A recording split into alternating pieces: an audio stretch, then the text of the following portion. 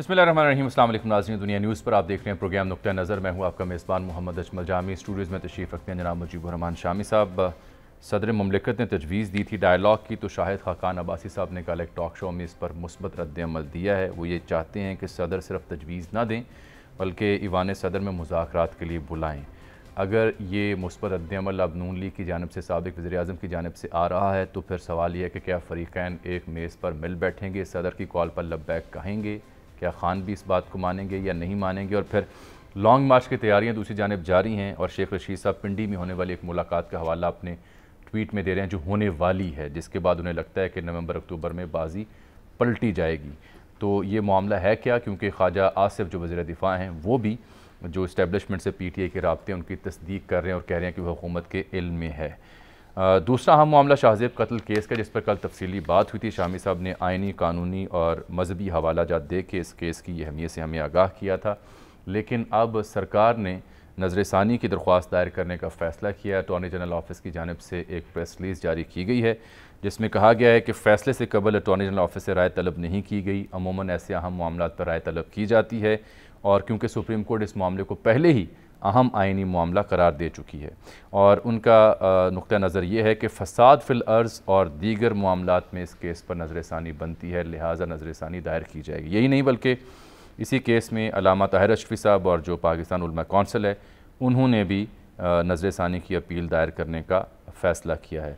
अपने एक बयान में अल्लामा ताहिर अशरफी साहब ने कहा है कि फ़साद फिल अर्ज़ को कुरान ने कत्ल से भी ज़्यादा बड़ा जुर्म करार दिया है। इसी से आगाज़ करेंगे क्योंकि जब से कल ये फ़ैसला आया उसके बाद से लेकर हम देखते हैं कि सियासी समाजी हलके हों और तमाम मकातब फ़िक्र की जानिब से एक बेचैनी का इजहार किया जा रहा है। फ़ैसले की आइनी और कानूनी जो नौयत है उस पर तो एतराज़ की गुंजाइश नहीं, लेकिन जो मैसेज किया है उस पर सवाल उठाया जा रहा है। तो अल्लामा ताहिर अशरफी साहब मिस्र हैं, फ़ोन पर हमें दस्तयाब है, उनसे भी हम बात करते हैं। सर-ए-दस्त जो नज़र सानी की दरख्वास्त है पाकिस्तान उलमा कौंसिल की और अटॉर्नी जनरल की, इसको कैसे आप देखते हैं?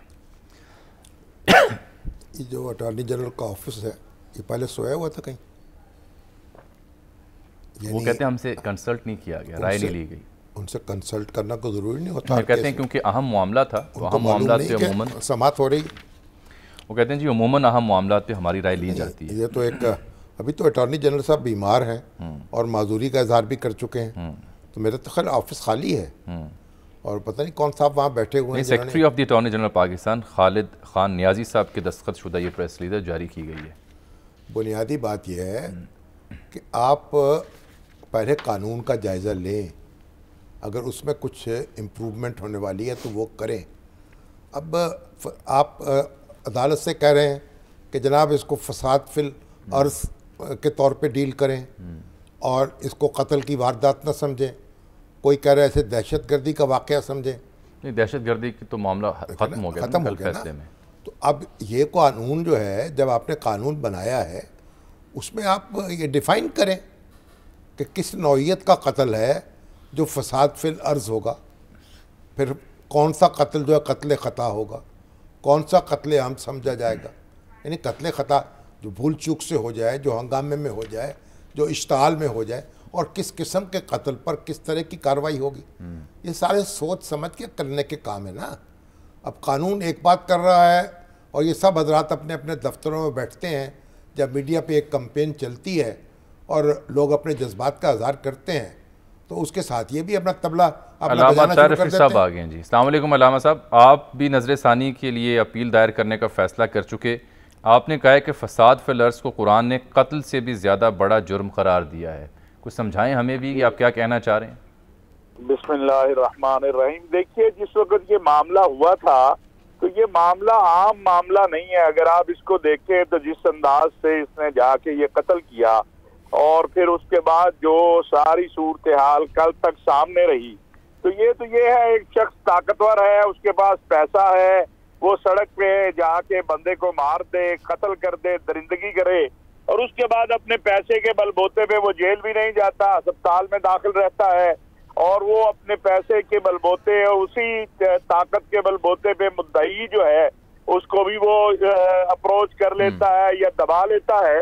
तो अगर मुआशरे में आप इस तरह इजाजत दे देंगे तो ये तो फिर हर दूसरा ताकतवर आदमी इस तरह के वाकयात करेगा, और ये बहुत से वाकयात हमारे सामने आ भी रहे हैं।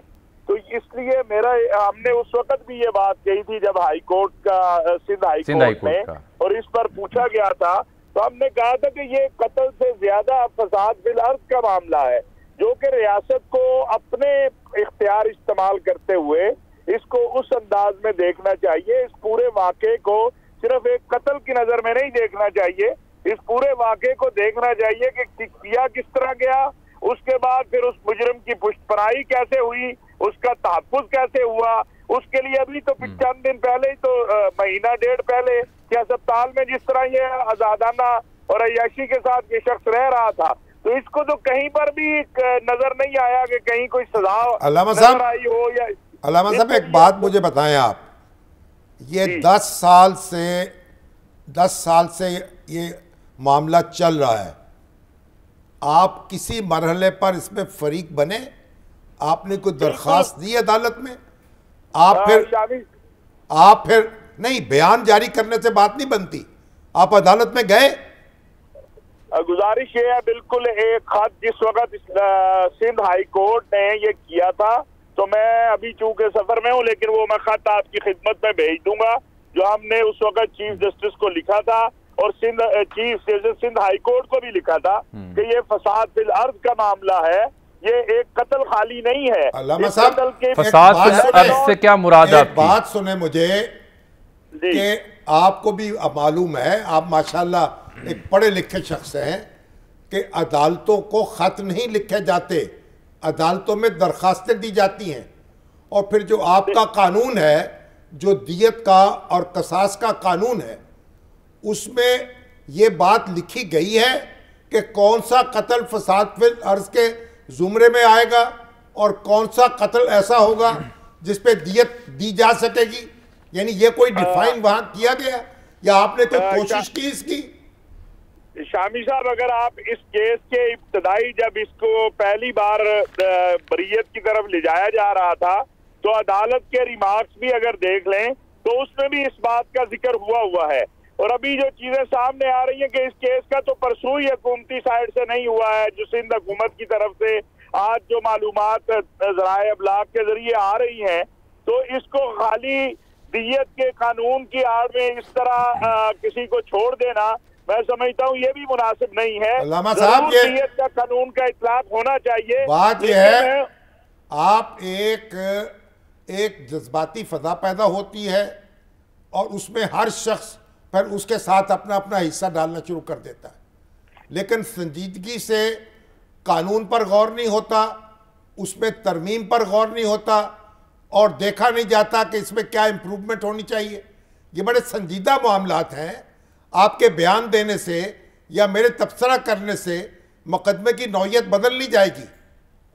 बिल्कुल दुरुस्त बात है जी, लेकिन ये है कि इस मामले को ही इब्तदा कर लें इससे ही, और ऐसे वाकयात का जो है उसको देखा जाए कि उसको किस तरीके से रोकना है आइंदा, और उसके लिए दियत का कानून जो है, क्या एक कातिल जो है जिसके पास इख्तियारात है, पैसा है, माल है, और वो दबा लेता है और सरेआम डराते वो अच्छा, एक मैं कथा कलामी चाहूंगा आप दोनों से। सर शामी साहब, ये एक डॉक्टर ताहिर वास्ती साहब हैं, जिसके पास पैसा नहीं है, जिसके पास ताकत नहीं है, वो दियत नहीं दे सकता, और उसके बाद वो लोग वो गवाह, तो यानी इसका मतलब ये हुआ कि दियत का कानून जो आया है वो अधूरा कानून है, उसकी वजाहत होनी चाहिए, उसमें अभाम है।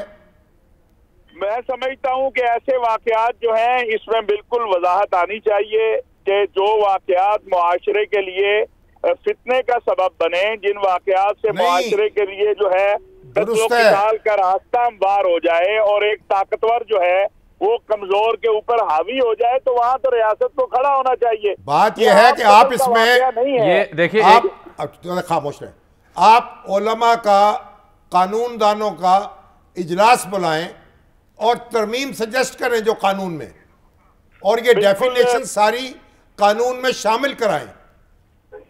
शामी साहब, इंशाअल्लाह मैं इस्लामी नजरियाती कौंसिल को खत लिख रहा हूँ और चीफ जस्टिस साहब को भी ये बात कि ये इस केस को ही अगर सारे को देखा जाए कि ये एक आम कत्ल का वाकया है या एक ऐसा कत्ल है कि जिसमें बर्बरियत, वहशत और फसाद और दरिंदगी है, तो इस सारी चीज को कहीं ना कहीं तो जाके आपको इसका फैसला करना होगा ना। लेकिन अगर आप इसी तरह दियत का जो कानून है, जो दियत के हवाले से वो इस तरह कातिल और जो है जोर आवर और पैसे वाला, तो फिर तो किसी को भी इंसाफ नहीं मिल सकेगा। वो दियत का कानून जो है वो तो है ही कातिल को मुआफ करने के लिए, कातिल से खून बहा लेने के लिए। अगर कातिल नहीं होगा तो दियत का कानून कैसे आएगा? लेकिन वो कत्ल की डेफिनेशन भी तो तय होनी होगी ना जी। फिर अदालत, फिर कानून पर गौर करें ना, कानून में अमेंडमेंट सजेस्ट करें, उस पर कुछ संजीदगी से मामला तय करें। मैंने तो उस्ताद जी अर्ज की है कि बिल्कुल इस वाक़े पे, चूंकि उस वक्त अदालत ने ये बात कह दी थी, इसलिए ये आगे नहीं चला। अगर आप इसकी पूरी वो निकाल अच्छा, एक सेकंड ठहरिए। मैं ये जो शामी साहब जिस बात पे बार बार एम्फेसाइज कर रहे हैं ना कि वो कानून पर अगर ज़रूरत है, उसमें गुंजाइश है नजर षानी की, तो कीजिए। डॉक्टर ताहिर वास्ती साहब हैं जिन्होंने इस मामले पर तहकीक कर रखी है, लिखा भी हुआ है, कई कॉलमों में उनका हवाला भी उनकी तहकीक का इसी मौजू पे दिया गया है कि should murder to be a private crime. उसमें वो अपनी रिसर्च में बताते हैं कि ये जो इस कानून की वजह से जो कैंसलेशन ऑफ केसेस हैं वो 4% थे 1981 के अशरे में, और ये 2000 तक आते आते 11% तक हो चुके हैं।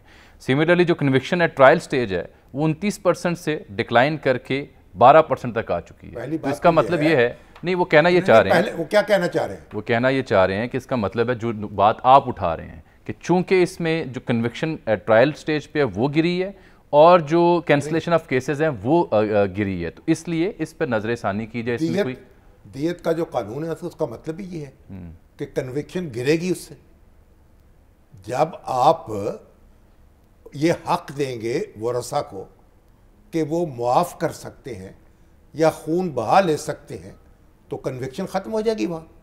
तो जब राजीनामा हो जाएगा तो इसमें तो उन्होंने कोई इंकशाफ नहीं किया, कोई आइंस्टाइन की थ्योरी बयान नहीं की। नहीं, वो एक बात सुन लें आप जरा, ये बड़े संजीदा मौजूद है, इसीलिए मैंने इन पे कोई इस तरह की गुफ्तगू नहीं हो सकती। कौन सी गुफ्तगू? मैंने अपनी तरफ से पढ़ी है। मेरी बात सुने आप। ये मुआशरे में जो बेचैनी, उसका भी तो हाल बेचैनी जो है उसका तरीका ये है कि ये हजरात बैठे, ये तजवीज़ करते, ये आज से कानून नहीं बना हुआ, ये उसमें डेफिनेशंस डाले, कौन सा फसाद फिल अर्ज की क्या वजाहत है उसकी। हर कत्ल जो है जैसे दहशत गर्दी की वारदात नहीं है, वैसे फसाद फिल अर्ज भी नहीं है। फसाद फिल अर्ज किससे कत्ल को, किस वारदात को करार देगा? ये फसाद फिल अर्ज नहीं है सर, ये हर वारदात के अलग तरीके से देखना पड़ेगा। एक कत्ल की वजह से 10 साल से मुआशरा बेचैनी का शिकार है, उसकी बरियत पर भी बेचैनी का शिकार है। जब कत्ल हुआ तब भी मुआशरा बेचैनी का शिकार हुआ, तो वो फसाद फिल अर्ज नहीं होगा। ओ भाई मेरे, ये मुआशरा बेचैनी का शिकार होता है, एक जज्बाती अंदाज में हैजान पैदा होता है, उसके बाद लोग सो जाते हैं। देखिए सर, ये जो काम करने का है वो नहीं करते। मामूली कत्ल होता तो बात आपकी ठीक है। कत्ल एक ताकतवर, एक मजबूत, एक सियासी असर रसूख के हामिल शख्स ने किया है, होशो हवास में किया है, और उसका मकसद दहशत फैलाना था, फसाद फैलाना था। और क्या मकसद था उसका? और उसने अपनी ताकत का, अपने असर रसूख का बरमला इस्तेमाल किया, चाहे वो अस्पताल में आसाइशें लेनी हूँ या उसके बाद ले दे के, पैसे दे के अपनी बरियत तक पहुँचना हो। इससे तो मेरा सवाल, आपकी सारी आइनी और कानूनी बहस दुरुस्त है, जो आप दीन इस्लाम के हवाले भी दे रहे हैं वो भी दुरुस्त है, अलामा साहब भी जो बात करें आपने दुरुस्त। मसला ये है कि इस सब का पैगाम क्या गया सोसाइटी? पैगाम ये है कि अल्लाह ने वरसा को ये इजाज़त दी है कि वो खून बहा ले सकते हैं, बिल्कुल दी है, और माफ़ कर सकते हैं, बिल्कुल ठीक है। अब आप इसको डिफाइन कर दें कि ये हालात होंगे तो वरसा को ये हक हासिल होगा, और ये हालात नहीं होंगे तो वरसा को हक हासिल नहीं होगा। या अगर वरसा को हक हासिल होगा तब भी एक मुकर्रर सज़ा जो है उस कातिल को भुगतनी पड़ेगी। ये सब चीजें आप कानून में डाल दें। ये दूसरी जो बात है ये ज्यादा अहम है कि ठीक है सुलह सफाई तो हो गई, लेकिन उसकी तशरीह कर दें कि इससे फसाद और माशरे में बेचैनी फैली है, ठीक है ना? हाँ। नहीं, उसको डिफाइन करना होगा। हाँ। ना आप एक कानून जो है उसको ना मुनासिब तरीके से उसकी कोई उस पर शोर मचाते हैं। बरसों से यह कानून नाफिज है, इसके अंदर कोई तब्दीली नहीं, अदालतों के बेशुमार फैसले आ चुके हैं, बेशुमार मुकदमात में सुलह हो चुकी, मुलजमों को माफ किया जा चुका। वो भाई जब माफ करेंगे कन्विक्शन रेट कम हो जाएगा। अब आप उसमें इंप्रूव करें, उलमा बैठे, कानूनदान बैठे, इनका समाजी रहनुमा बैठे। जिस रिसर्च को मैंने कोट किया उनका इस्तदलाल ये है कि आप ठीक कह रहे हैं कि वो तभी कम होंगे जब दियत व कसास हो जाएगी। उनका इस्तदलाल ये है कि ये दबाव, असर व रसूख और सियासी हैसियत का इस्तेमाल है जिसकी वजह से दूसरा फरीक जो मकतूल है वो मजबूर होता है सर झुकाने में। नहीं, ये तो एक ऐसी इंटरप्रिटेशन है, दुरुस्त भी हो सकती है और गलत भी हो सकती है। जो विक्टिम है, जो मकतूल का वारिस है, वो उसकी भी जब सवाबदीद होती है ना बाज़ औक़ात, उसके वो एक ख़ास माहौल में रह रहा होता है, उसको भी एक ख़ास उसकी कैफियत होती है, उसमें वो फैसला करता है। तो आप इसको तो ये चीज़ों को खल्त मल्त ना किया जाए एक जज्बाती रंग देकर। बात यह है कि कानून का मामला है, उसे सर जोड़ के बैठना होगा, उसमें गौर करना होगा। तो तजर्बे हुए हैं, उनकी बुनियाद पर उसमें इंप्रूवमेंट करनी होगी। बिल्कुल ठीक है। ब्रेक लेते हैं नाज़रीन, ब्रेक के बाद वापस आते हैं तो सियासी मैदान की जानिब रुख करते हैं कि वहाँ क्या हो रहा है।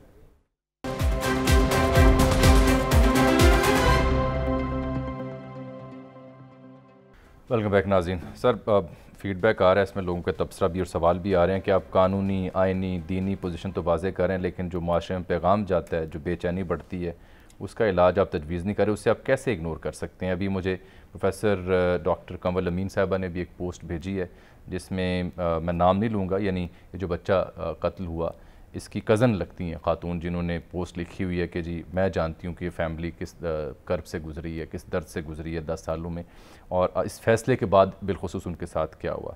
और वो ये सवाल उठा रही हैं और दावा कर रही हैं कि पैसे लिए या नहीं लिए ये कहानी ना छेड़ें, क्योंकि कौन जानता है कि कितनी दबाव के तहत वो ये मुआहिदा करने पे मजबूर हुए। पैसे लिए, ये मैं उनकी नाम भी मेरे पास मौजूद, उनकी स्टेटमेंट भी है, लेकिन ज़ाहिर बात हम उसे डिस्कस ये खून बहा जो अल्लाह ताला ने इसकी इजाज़त दी है, इसलिए ये कोई जुर्म नहीं है। लेकिन बुनियादी बात यह है कि हमने कौमी मिजाज, हमारा ये है, कौमी शुआर ये है, हम एक मसला खड़ा होता है, जज्बाती बयानात देते हैं, अखबारों में सुर्खियाँ लगाते हैं, मीडिया में कवरेज कराते हैं, सोशल मीडिया पे करते हैं, उसके बाद भूल जाते हैं, करते नहीं है, काम नहीं होता। भाई ये हमारे सियासतदान हैं, कौमी असम्बली में बैठे हैं, इसी केस को मिसाल लड़ते रहते हैं, इसी केस को काम ही नहीं करते ना। ये स्टैंडिंग कमेटीज जो हैं पार्लियामेंट्री अफेयर्स की, लॉ वजारत कानून की, सेनेट में मौजूद है, वहाँ मौजूद है, इस्लामी नजरियाती कौंसिल मौजूद है, कोई मसला नहीं। ये सारे अदारे काम क्यों नहीं करते? सिविल सोसाइटी, अब मैं अप्रिशिएट करता हूँ जबरान नासिर जैसे नौजवान इन चीज़ों को एजिटेट करते हैं, अच्छी बात है, मगर सवाल ये है जहां आपको ज़र्ब लगानी चाहिए वहां लगाएं। अब ये कोई यानी कोई भाई कानून है, उसमें आप तजर्बे की रोशनी में बताएं इसमें ये अमेंडमेंट होनी चाहिए। अदालतें भी कंफ्यूज हैं, कोई अदालत एक कुछ कहती है, कोई अदालत कुछ कहती है, कभी एक तरफ का हंगामा, कभी दूसरी तरफ का हंगामा, अखबार पढ़ के फैसले होते हैं बातों का लगता है, या टीवी देखकर। ऐसे सोसाइटीज आगे नहीं बढ़ती। ठीक है, आगे थोड़ी मेहनत करनी पड़ती है। बिल्कुल, ये अदारे काम करें अपना। बिल्कुल ठीक।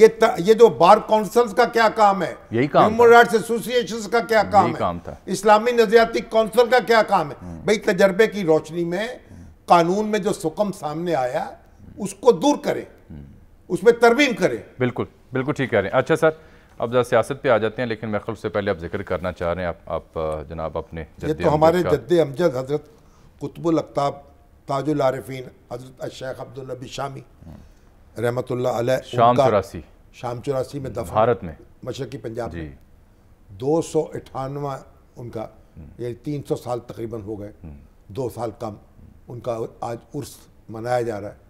और हमने भी ये आज के दिन लोगों को फिर इल्म होता है कि आपके यहाँ जो निस्बत शामी है वो कहाँ से है। हाँ जी, उनकी औलाद में से हैं हम तो, और साहबजादे हैं, उनके साहबजादगान हैं, हम साहबजादे कहलाते हैं। लेकिन आप लिखते नहीं नाम। सिलसिला नक्शबंदिया के बहुत जय्यद बुजुर्ग थे और 300 साल पहले और उस इलाके में इस्लाम उनके फैला। और मैंने सुना वहाँ पे जो उनके केयर टेकर हैं उस मज़ार के, वो हिंदू हैं। आप तो हिंदू हैं ना, और सिख हैं, तो वहाँ वो एहतमाम करते हैं अपने तरीके से।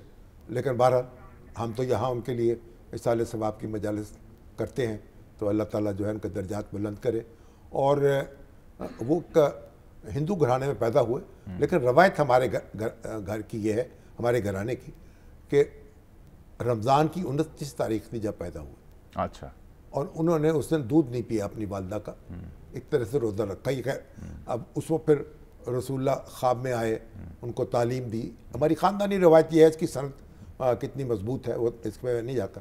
बहरहाल इस्लाम कबूल किया उन्होंने लड़कपनी में, और उसके लिए बड़ी फिर तरबियत की। सिलसिला नक्शबंदिया में बैत हुए, वहीं उनकी तरबियत हुई। और मकतूबात, नक्शबंदी बुजुर्ग जो थे वो मकतूबात के ज़रिए अपनी तालीम और तरबियत करते थे। उनके भी मकतूबात का एक मजमुआ मौजूद है, अल-मजमुअतुल इसरार, फ़ारसी ज़ुबान में हमने छापा भी है, उसको तर्जमा भी छापा है उसका। तो बहरहाल अल्लाह ताला जो है, ये जो हमारे औलिया थे, इन्होंने यहाँ इस्लाम की रोशनी फैलाई, तो उनको हम याद करते हैं। ठीक है। अच्छा सर, आज हमने बात करनी थी जनाब आज़म मजीद आड़र साहब से, कानून साजी के हवाले से ही, और फिर लॉन्ग मार्च अक्टूबर से पहले आ रहा है, खान साहब ने तो ऐलान किया हुआ है। लेकिन उससे पहले आपने कल देखा होगा आसम शराजी साहब के साथ, उन साहिबा के साथ मुखातिब थे शाहिद खाकान अब्बासी साहब। वो तजवीज़ जो ऐवान सदर दे रहा है उससे तो मुत्तफ़िक हैं, वो कहते हैं नहीं तजवीज़ ना दें, इनको बिठाएं। फिर ख्वाजा आसिफ साहब राब्तों की तस्दीक कर रहे हैं, 2 जगहों पर वो भी मुखातिब थे, कह रहे हैं जी हमारे इल्म में है, और जो हमने खबर दी थी नुक्ता नज़र में उसकी वो तस्दीक कर रहे हैं। देखें ख्वाजा साहब क्या कह रहे थे। चल, सरकारी सतह पर सर इसकी तस्दीक हुई तो खबर लाने वाले को खुशी हुई, हमने क्या कहा था वो भी देख लें। हमने अपने प्रोग्रामों में बार बार जिक्र भी किया, जब जिन दिनों इत्तलात आई कि कुछ मुलाकातें हुई हैं, ये तो बात उनकी दुरुस्त है, उन्होंने पहला कदम उठाया था, और जो पहली मुलाकात थी उसमें वो थे, और एक और इंतहाई अहम ज़िम्मेदार थे, कोई और तीसरा शख्स शामिल नहीं था। फिर जो दूसरी मुलाकात हुई थी उसमें अलबत्ता 4 लोग मौजूद थे, जिसमें इमरान खान साहब भी मौजूद थे, 2 अहम ज़िम्मेदारान और सदर मुमलिकत मौजूद थे। लेकिन उन 2 नशिस्तों के बाद कोई तीसरी नशिस्त नहीं हो सकी। लेकिन सर ये वो मुलाकातें तो अपने अपनी मिशन स्टेटमेंट पर ख़त्म होगी। शेख साहब को एक और मुलाकात की शुनीद या नवीद है, वो कह रहे हैं नवंबर अक्टूबर में बाजी पलट जाएगी। उधर से मुज़ाकरात के लिए मुस्बत रद्द-ए-अमल दिया जा रहा है, वहाँ इसहाक डार साहब कह रहे हैं चार्ट ऑफ इकॉनमी की बात कर रहे हैं, लेकिन खान साहब बदस्तूर लॉन्ग मार्च की डेडलाइन दे चुके कि अक्टूबर में ही मार्च होगा। इस सब के बीच होगा क्या, और कैसे ये लॉन्ग मार्च को हैंडल किया जाएगा, या खान साहब कैसे हैंडल करेंगे, और गवर्नमेंट कैसे डील करेगी? ये मुल्क सबका है ना। बिल्कुल है, तो सबको इसकी फिक्र होनी चाहिए। बिल्कुल होनी चाहिए। तो सदर मुमलिकत को चाहिए कि बाकायदा दावत दे दे, बुला लें ऑफिशियली। अच्छा, अगर उनको कहें आप खुद आ जाएं, या पहले मरहले में अपने नुमाइंदे भेज दें फरीक़ैन को कहें। अच्छा, और बातचीत का आगाज़ हो जाए। अगर कहीं अगर मसाइल पर गौर हो सकता है, इत्तेफाक। लेकिन वो खान साहब तो बैठने को तैयार नहीं चोरों के साथ, उनकी जो डिक्शनरी में। मैंने कहा यही कहा ना, अपने अपने नुमाइंदे भेज दें। अगर उसे बैठने को तैयार ही नहीं तो बात खत्म हो जाए। फिर जो हो सो हो, फिर जो अपने रास्ता मुतय्यन कर लेंगे राना सनाउल्लाह साहब भी और खुद खान साहब भी, फिर तो फ्री स्टाइल हो गई ना कुश्ती। तो आप ये कह रहे हैं कि ऑफिशियल वो इनविटेशन भेज दें, सरकारी तौर पर बुला लेना, सरकारी तौर पर ऐलान कर, सरकारी तौर पर आइए, तशरीफ लाइए। चलें, ये मौजूद रह जाएगा, कल इस पे तफसील से बात करते हैं। तारड़ साहब को भी ज़हमत देंगे, क्योंकि आने वाले डॉक्टर सरवर साहब बार बार कह रहे हैं जी, पंजाब हुकूमत ने ये कल कर लें, गंदम की जो इमदादी कीमत है अभी तक उसका बाकायदा ऐलान नहीं किया। हाँ, उससे बड़ा मसला हो जाएगा। जिससे काश्तकार जो हैं बड़े कंफ्यूज्ड हैं। ये ऐलान बाकायदा हो जाना चाहिए। बिल्कुल, चौधरी परवेज अलाई साहब इस तरफ तवज्जो दें। बिल्कुल। एक ब्रेक नाज़रीन यहाँ पर।